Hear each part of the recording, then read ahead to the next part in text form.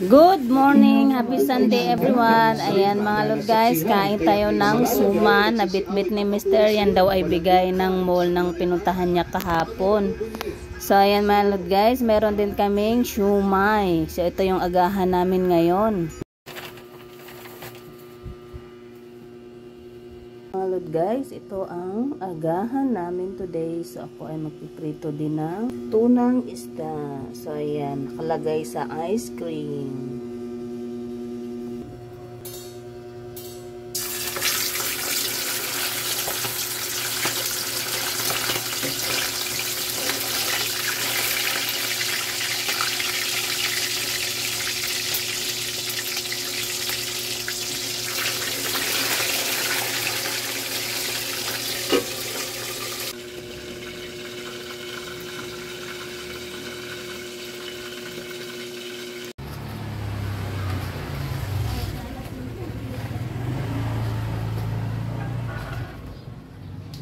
Ah, mamaya mainit na yan na sobra.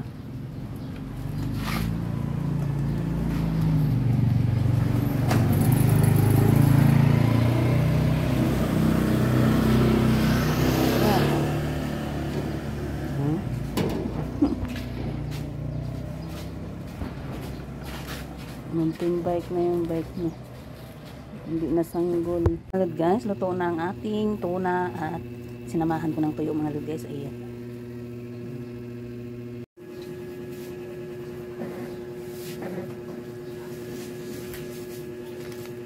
Ito, ayun. Ganang alinlangan kahit na hindi nila ako nakita. Marami pang kababalaghang ginawa si Jesus na nasaksihan ng mga alagad, ngunit hindi natatala sa aklat na ito. Ang mga natatala rito ay sinulat upang sumampalataya kayo. Si Jesus ang Mesiya. Mga kapatid, ang mabuting balita ng ating Panginoon.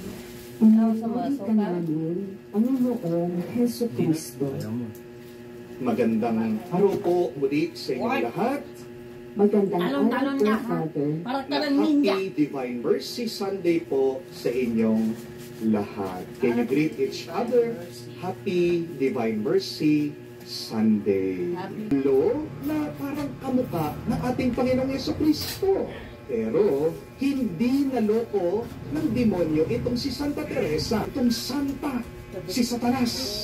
Pero bago umalis ang demonyo, nagtatanong ito sa madre. Sabi niya, aba, ako ang Panginoon, ako si Jesus, ako ang Diyos. Mahina ang pananampalataya mo, bakit hindi ka naniniwala sa akin?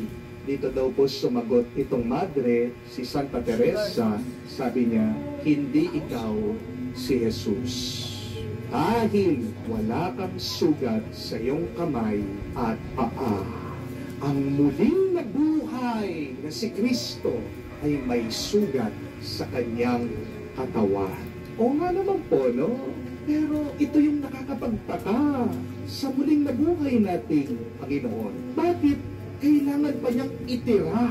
Bakit iniwan pa niya yung sugat sa kanyang kamay at pagiliran? Kung nagsisimba po kayo araw-araw sa nakaraang linggo, maaaring napansin niyo po ito sa ating sa muling nabuhay na si Jesus, yung kanyang mga alagad at apostoles. Hindi siya makilala. Nagpapakita si Jesus sa kanila, pero